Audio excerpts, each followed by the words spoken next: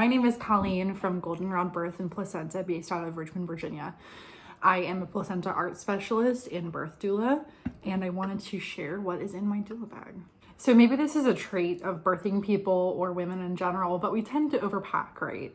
So when I was a new doula for almost 5 years ago, there weren't that many resources on what to bring with me to births. So I packed everything. And a lot of the stuff I did not use.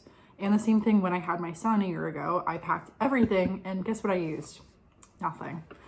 So I'm gonna go through a couple of really great things that I bring. So if you're my client watching, you know I already got it covered, you don't need to pack it. Or if you're a new doula just starting out, it may be helpful for you to add to your bag as well.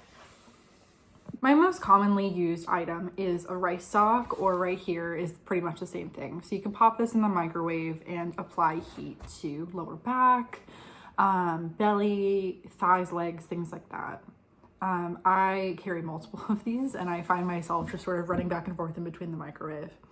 You can pack them as well, and they're never not useful. So next up is lighting.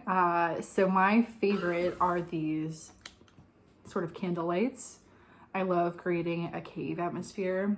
These are great for homes, birth centers, or hospitals that have a bathroom with a tub. If we are working directly around your hospital bed, then I prefer to use this sort of sunset light that I have, just so it eliminates sort of the clutter around.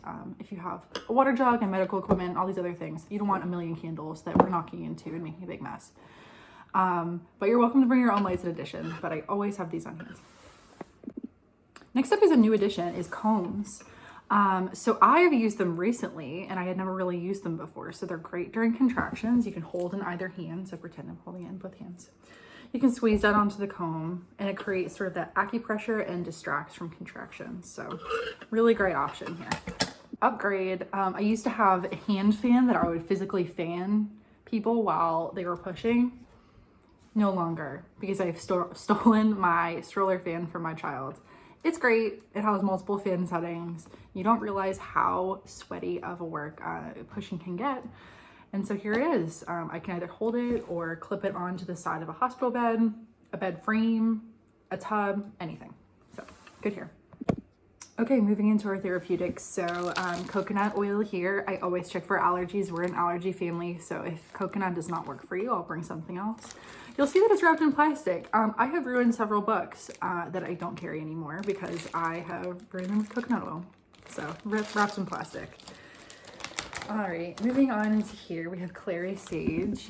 I love clary sage essential oils for motivating contractions, sort of a natural induction, if you will. So let's say if we're seeing contractions starting to lull or are still in prodromal labor, love clary sage.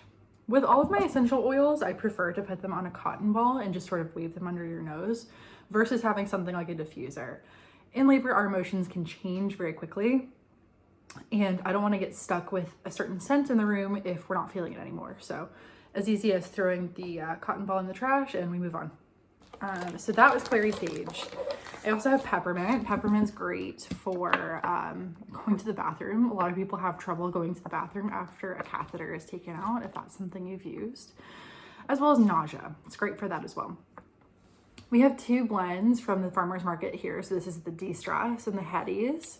These are on a carrier oil, so I do apply them to your skin if you'd like, or you can just smell directly from the bottle. And then this one's just for me because sometimes I get sweaty and stanky. So that's that. Now remember, all of these things are just sort of nice to haves. You don't need any of these items to birth your baby. You can do it without anything. And then if you're a client of mine, you'll have a PDF copy of these as well as some tips on what to pack for you and your partner. Thanks very much. You can reach out to me at Colleen@goldenrodbirthandplacenta.com, or goldenrodbirthandplacenta.com is my website. All right, bye.